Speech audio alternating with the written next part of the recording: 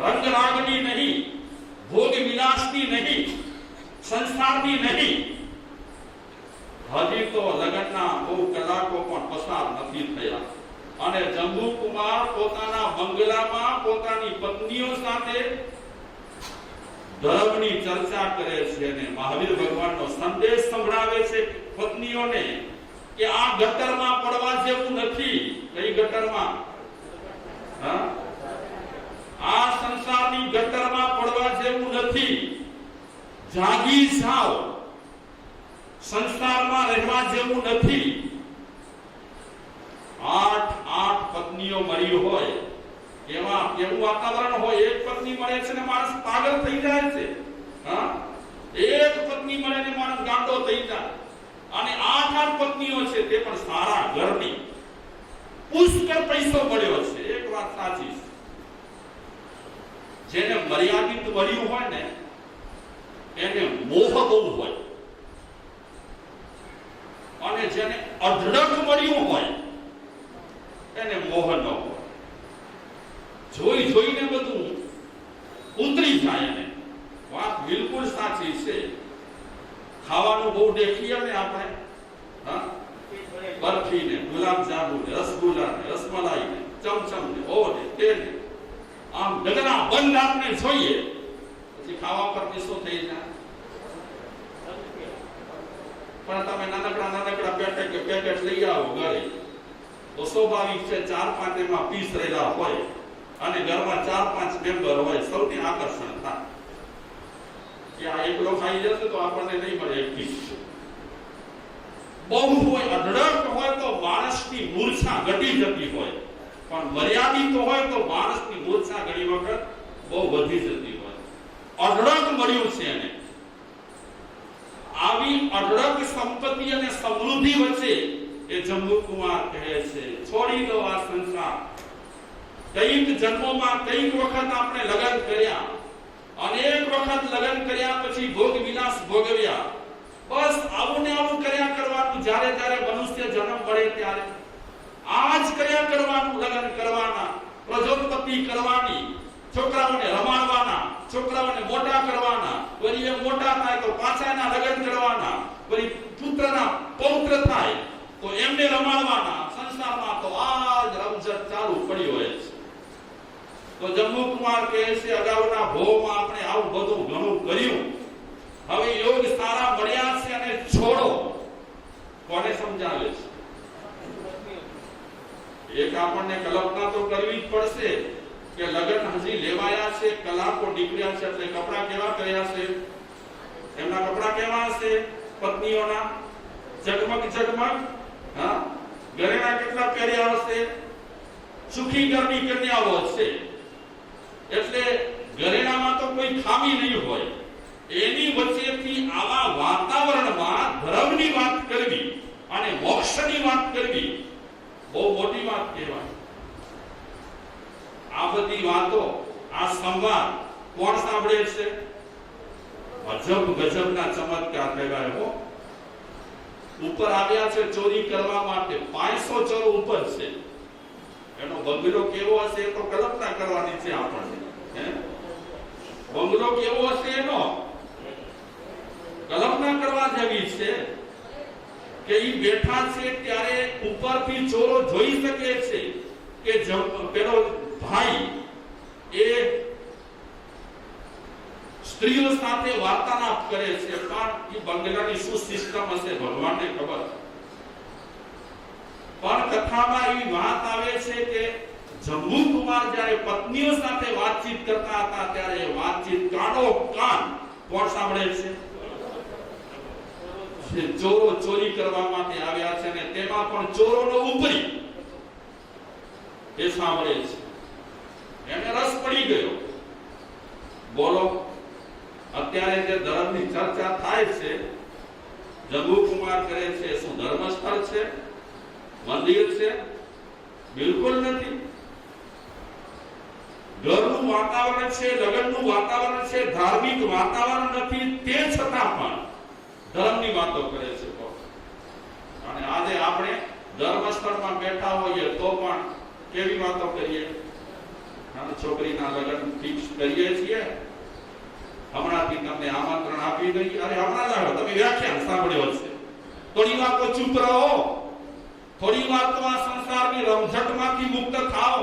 પણ નહીં, માણસ આપણે ખબર નહીં કેવા થઈ ગયા છે, આપણો માણસ કેવો થઈ ગયો છે એ જ ખબર નથી પડતી. ધર્મ સ્થળમાં પણ સાંસારિક વાતચીત ચાલુ જ પડી હોય, અને પછી કહીએ વ્યાખ્યાનોની અસર નથી થતી. ક્યાંથી થાય વ્યાખ્યાનોની અસર? કઈક અંદર કચરા ભર્યા પડ્યા છે સંસારના. એ આવા કચરા પછી આપણે ધર્મની બે વાતો સાંભળીએ 5-15 મિનિટ અને કહીએ કે અસર નથી થતી. એટલું ઢીલું થોડું છે? જોકે ઢીલું છે. આપણું માનસ તૈયાર હોય તો ધર્મની વાતોથી ઘણી વખત 2 સેકન્ડમાં ફેરફાર થઈ શકે છે. પ્રભુઓ સાંભળે છે, આવ્યો છે ચોરી કરવા માટે, જોઈ લો સત્સંગમાંથી. સત્સંગ કરતા કરતા કેવું જોરદાર પરિવર્તન આવ્યું. એ પ્રભુ કાનો કાન સાંભળે છે. જંબુકુમાર કહે છે, પત્નીઓને સમજાવે છે, છોડી દો, છોડી દો, આમાં પડવા જેવું નથી. કઈ જન્મોમાં કેટલીય વખત એમાં આપણે પડ્યા છીએ અને પરેશાન થયા છીએ. હવે મોકો મળ્યો છે, છોડી દો. અને કન્યાઓ પણ કેવી હશે, એની પત્નીઓ પણ કેવી હશે કે જંબુકુમારની વાત એક જ્ઞાનથી સાંભળે છે. નહીં તો 8માંથી 1 તો પત્ની કહે ને કે પતિદેવ આવા જ વિચાર અમારી પાસે રજૂ કરવાના હતા તો લગ્ન કરવાની જરૂર શું હતી? અહીંયા અમને રઝળી આવ્યા તમે, અને હવે તમે કહો છો સંસાર આવો છે ને સંસાર તેવો છે ને સંસારમાં આમ ને સંસારમાં તેમ. પણ 8 પત્નીઓ એક ધ્યાનથી રસપૂર્વક સાંભળે છે અને ફાઇનલ થાય છે. 8 પત્નીઓ કહે છે દીક્ષા નક્કી, મનુભાઈ ફાઇનલ. એક વિચારક કહે છે કે પહેલાના લોકો છે મહેલોના મહેલો અને મોલાતોની મોલાતો છોડી દેતા હતા. આજે કયા હકનો માણસ છે કે 4 રૂમવાળો મકાન હોય એને છોડતા પણ એને ઈચ્છા નથી થતી? કયા હકમાં પડ્યો છે? અરે 4 રૂમવાળો તો ઠીક નાનકડી ખોરડીમાં રહેતો હોય ને, જીવતો હોય ને, તો પણ એને આ સંસાર છોડવાની ઈચ્છા નથી થતી. કયા હકેમાં દેખાય છે? અને નાનકડી ઓરડીમાં 12x12 માંડ હોય. સમજો મનુભાઈ. પણ પેલા એક મારાસરની વાત આવે છે ને, એમણે નક્કી કર્યું હતું કે 10 જણાને પ્રતિબોધ પમાડવો. એમાં એક દિવસે 9 જણા પ્રતિબોધ પામ્યા અને 10મો સોનીમોની હતો. એ પલટતો જ ન હતો. પલટતો ન હતો ત્યારે પેલી ગણિકાએ ટકોર કરી કે 10મો કોઈ તૈયાર ન થાય તો થઈ જાવ તમે. અને આ સાધુ મહારાજે અમે વેશ ઉતારી કરી અને ગણિકાના ઘરમાં રહ્યા હતા. એને સંકલ્પ હતો કે રોજના 10 જીવોને પ્રતિબોધ પમાડવો. અજબ ગજબની વાતો છે શાસ્ત્રોમાં. વેશ્યાના ઘરમાં રહી કરી અને ધર્મની વાતો સંભળાવી, અને ધર્મની વાતો સંભળાવી નહીં પણ 10 જણાને પ્રતિબોધ પમાડવો. હવે વેશ્યાના ઘરે કેવા માણસો આવે? વેશ્યાના ઘરે જે માણસો આવે એની મુરાદ તો સારી હોય નહીં. આવા લોકોને, તેમાં પણ રોજના 10 લોકોને પ્રતિબોધ પમાડવો. અને ગજબનો જીવન કહેવાય. અને સમય પણ ગજબનો કહેવાય કે રોજ રોજ વેશ્યાના ઘરે 10 માણસો આને મળી જતા હતા અને 10 માણસોને એ સમજાવતો હતો અને 10 માણસોને સન્માન દેવાતો હતો. ગણિકાના ઘરે રહી અને આ કામ કરવું મોટી વાત કહેવાય. આ બધા સત્સંગના પ્રભાવ છે. આ સત્સંગના પરિણામ એના છે. તો જંબુકુમાર તો દીક્ષા લેવા માટે નિર્ણય કર્યો છે. એમાં 8 પત્નીઓએ પણ નિર્ણય કર્યો. મધુરત્નીની વાત રહી પડખે અને તરામાં તૈયારીઓ થઈ ગઈ દીક્ષાની. અને પેલો પ્રભુઓ જે ચોરી કરવા માટે આવ્યો છે એ વિચારે છે, અરે આવા પવિત્ર માણસો જો આવા માર્ગે જતા હોય, આવા માર્ગે જવા માટે નિર્ણય કરતા હોય, તો હું તો પાપી છું. આ માર્ગ જો મને મળી જતો હોય તો હું પણ આ માર્ગે જાઉં. ચોરોનો મુખી આ પ્રભુઓ એને પણ વૈરાગ્ય થયો. આ સત્સંગ, કોનો સત્સંગ? સત્સંગ તો ક્યાંનો ક્યાં પહોંચી જાય, માણસના અંતરને ટચ કરી જાય. તો પ્રભુઓ જ્યારે તૈયાર થયો દીક્ષા લેવા માટે, ત્યારે સાગરી તો કહે છે, જો તમે આ માર્ગે જતા હો તો અમને પણ આ ઝંઝટ ના ખપે, આ પાપના ધંધા અમને પણ ના ખપે. અને એ 500 ચોરો પણ તૈયાર થઈ ગયા દીક્ષા લેવા માટે. એવી કથા સરસ મજાની છે. અને દીક્ષાનો વરઘોડો બીજા દિવસે નીકળ્યો હશે, દીક્ષાની શોભાયાત્રા બીજા દિવસે નીકળી હશે, ત્યારે ગજબનું વાતાવરણ હશે. એક બાજુ જંબુ કુમાર, બીજી બાજુ એની 8 પત્નીઓ, પ્રભુઓ ચોર, એના 500 સાગરીતો, એ બધા શોભાયાત્રામાં જોડાયા હોય. અને જ્યારે આટલા જણાની દીક્ષા થતી હોય, અલૌકિક વાતાવરણ કહેવાય. આ બધો પરિણામ હોય, આ બધો પ્રભાવ હોય, તો શેનો છે? સત્સંગનો પ્રભાવ છે. તમે જરૂર વિચારતા હશો, અને હું પણ વિચારું છું કે અમે લોકો, આપણે બધા કેટલાય વર્ષથી સત્સંગ કરીએ છીએ, કેટલાય વર્ષથી સત્સંગ કરીએ છીએ, હજી ટસના મસ નથી થયા. થયા છો મનુભાઈ? ટસના મસ નથી થયા. બોલો. એક મારા સાહેબ દાખલો આપે છે, આપને આમ ટસના મસ ન ખબર. 100 પણ વજનનો તવો હોય, 100 પણ વજનનો, અને એકદમ ચૂલા પર એને રાખીને ગરમ ગરમ ગરમ કર્યો હોય, અને એ તવો લાલ ચોળ થઈ ગયો હોય. એ તવાને ઠારવો હોય, એ તવાને ઠંડો કરવો હોય, અને થોડું આપણે પાણી છાંટીએ, ઠંડો થઈ જશે. થઈ જશે. આમ કરીએ એકદમ લાલ ચોળ છે, આપણે 4 છાંટા એના પર નાખીશું ને, શું થઈ જશે? સુછાટિયા બળી બાળી નાખશે 4 છાંટાને. તો એ 100 મણ વજનના લોખંડના એ તવાને એકદમ ગરમા ગરમ થયો હોય, તો એને ઠારવું હોય તો શું કરવું પડે? કેટલું પાણી કરવું પડે? સીધો ફુગારો છોડવો પડે, યા તો તળાવ બળાવમાં એને રાખવો પડે, તો માંડી ઠંડો થાય. તમે સમજી કેમ શું કહેવા માંગુ છું? એ આપણે ગરમ છીએ, બહુ ગરમ છીએ, એવા ગરમ છીએ, જગત છે. અને એમાં આ સત્સંગના થોડા છાંટા પડે ને, એ તો જુસાટિયા થઈ જાય છે. અને તે છાંટા કેટલા દિવસ હોય? 4 મહિના. અને 4 મહિના પણ બધા માટે થોડા હોય. આ તો જે આવનારા હોય 4 મહિના, એ આવતા હોય. બાકી તો બિચારા હવે એ ક્યારેક સત્સંગ કરવા આવે, પર્યુષણના કોઈક દિવસમાં બિચારો ભૂલ્યો ભટક્યો, અને એ સત્સંગમાં બેસે, ગરમા ગરમ તવો છે, લાલ ચોળ તવો છે, એમાં સત્સંગના છાંટા પડે ને, શું થઈ જાય? એ ગરમ તવો એ પાણીને ચૂસી લે, 1 સેકન્ડમાં, સેકન્ડના અડધા ભાગમાં ચૂસી લે.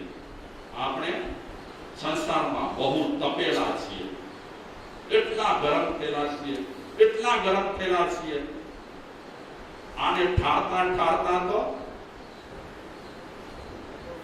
કઈક વખત લાગશે. અને કાં તો બહુ પાણી મળી જાય ને આપણે ઠરીએ તો સારું. પણ સત્સંગ છે કે ઠંડક જરૂર આપે છે. એક વિચારક એવો દાખલો આપે છે કે સખત ગરમી હોય, અત્યારે છે એનાથી વધારે ગરમી હોય, અને મોર એ પક્ષી બિચારા ગરમીમાં ભટકતા હોય, એમને એસી બેસી ક્યાંથી મળે? આ તો કઈ વળી કૂતરા નસીબદાર હોય, એ બિચારાને એસીમાં તમે બેસાડો. બાકી તો પક્ષીઓ જે ભટકતા હોય, તો ગમે તેવી ગરમી હોય, ગરમીમાં ભટકતા રહેતા હોય. દાખલો એક એવો આપે છે કે ગરમીથી એકદમ ત્રસ્ત થયેલા, પરેશાન થયેલા એ મોર જેવા પક્ષી, પીકોક જેવા પક્ષી, જ્યારે એનાથી ગરમી સહન ન થાય અને રાહત મેળવવી હોય, ગરમીથી રાહત મેળવવી હોય, ત્યારે આ પક્ષીઓ કિયારો શોધે. કિયારો, જે કિયારામાં પાણી પવાતું હોય, પાતા હોય, એ કિયારો એકદમ ઠંડક આપે. તો આવા કિયારાની શોધ એ મોર જેવા પક્ષીઓ કરે અને એ કિયારામાં ગરમીમાં રાહત મેળવવા માટે બેસી છે. તો સત્સંગ છે એ કિયારા જેવો છે. જે માણસ દિલ સાથે એ સત્સંગ રૂપી કિયારામાં બેસે તો એને ઠંડક મળે. ક્યારેક એવા સારી વ્યક્તિના સંપર્કમાં આપણે આવીએ અને ચાર લાઈનો આપણને એવી સરસ મજાની સાંભળવા મળે, શું થાય? દિલમાં ઠંડક થાય, શીતળતા મળે આપણને. તો પૂરા વિશ્વની આપણે વાત કરીએ સત્સંગ માટે,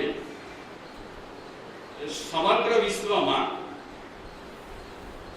સારા પરિણામોને જોઈ કરીને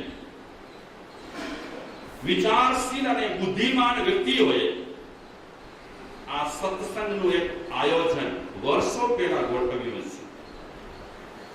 અને આજે પૂરી દુનિયામાં તમે એમ ના માનતા કે સત્સંગ કેવળ ભારતમાં ચાલે છે. વિશ્વભરમાં ઠેક ઠેકાણે વર્ષોથી સત્સંગ ચાલ્યું આવે છે. અને વિદેશમાં પણ એવા કઈક વિચારકો થઈ ગયા છે, જોરદાર વિચારકો થઈ ગયા છે. પ્લેટો જેવા કે બીજા ઘણા સુકરાત જેવા કે ઘણા એવા વિચારકો થઈ ગયા છે કે એ વિશ્વમાં પોતાના વિચારોનો સત્સંગ મારફતે ફેલાવો કર્યો છે. તો દરેક ધર્મવાળાએ સત્સંગનો મહિમા અપરંપાર છે એમ સમજી કરીને સત્સંગ પ્રતિપાદન કર્યું છે. કેવું પરિણામ આવે છે સત્સંગનું? જૈન કથાનક લઈએ. રાજા પરદેશી, રાયપસેની સૂત્રમાં એનું વર્ણન આવે છે. એને આત્માને જોવા માટે કેટલા પ્રયાસો કર્યા, કેવા પ્રયોગો કર્યા, પણ આત્મા ક્યારે દેખાયો નહીં. આમ જોવા જઈએ તો રાજા પરદેશી જોરદાર રાજા કહેવાયો કે આત્મ સંશોધન માટે એને અખતરા કર્યા. ખાલી વાતો સાંભળી ન લીધી, અખતરા પર અખતરા કર્યા હતા. પણ છેલ્લે એને નિર્ણય કર્યો હતો કે આત્મા આજ સુધીમાં આટલા અખતરા કર્યા પછી દેખાયો નહીં. પણ સંગ થયો કોનો? રાજા પરદેશીએ કોની સાથે સંગ કર્યો? એને સત્સંગ મળ્યો કેસી મુનિનો. એ સમયના સાધુ મહારાજ કેસી મુનિના સંગમાં આવ્યા પછી એ રાજાને ભાન થયું, આત્મભાન થયું અને સાધનામાં ઉતરી ગયા. જો કે એની પત્ની એને બહુ જ પજવી, ખૂબ પજવ્યો એને.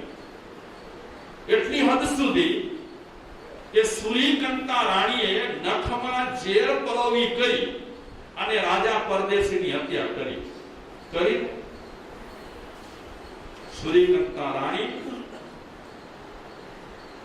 પત્નીએ જ્યારે એની હત્યા કરી ત્યારે પણ એ રાજા પરદેશી શાંત રહ્યા.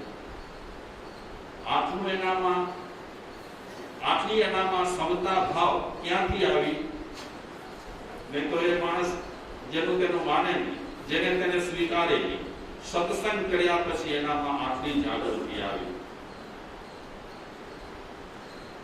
95% ઘણા વિચારકો એમ કહે છે, સંશોધકો, કે આજે છોકરાઓ બગડે છે એમાં 95% સોબત કારણ છે. તો ઘણા વિચારકો મા બાપને વિનંતી કરે છે, મમ્મી પપ્પાને, કે તમે તમારા સંતાનોને ખરાબ સોબતથી બચાવી લો. 25 વર્ષ પછી તમારા ઘરમાં નહીં, સમાજમાં કાયા પણ આવી જશે.